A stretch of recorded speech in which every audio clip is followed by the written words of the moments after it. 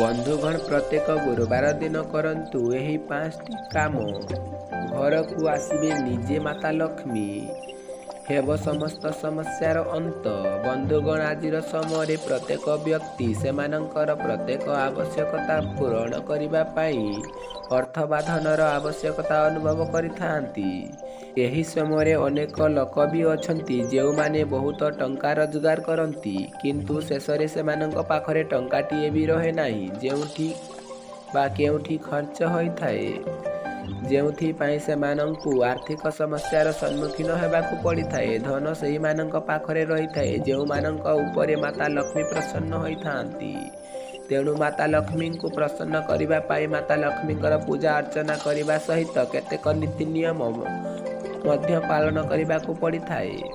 तेबे आज आमे जानिबा जे प्रत्येक गुरुवार दिन केउ 5टी काम करिबा द्वारा समस्त आर्थिक समस्या गुड़िक अंत हेबा सहित घरे धन वर्षा होइथाए।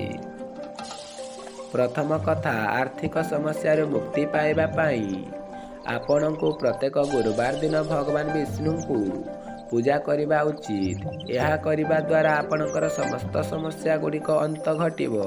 द्वितीय कथा, गुरुवार दिन हलदिया पोशाक पिंधंतु। यह सहित माता लक्ष्मी को हलदिया रंगर फूल चंदन एवं हलदिया प्रसाद अर्पण करंतु। तृतीय कथा, गुरुवार दिन आपण हलदिया पानी रे स्नान करंतु एवं गोटिए कदली गछ मूलरे हलदी पानी अर्पण करंतु। यह द्वारा आपणक घरे केवल धन वर्षा ही हेबो।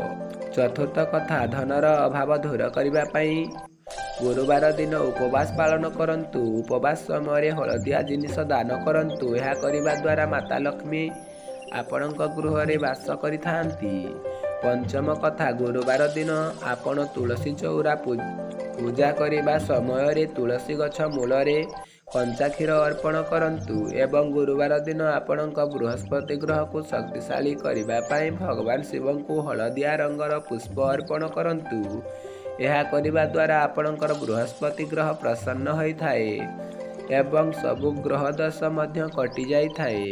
तेबे बंधुगण, आपण माने गुरुवार दिन एही सबु नियम पालन करंतु, देखिबे आर्थिक समस्या रहिबो नाही।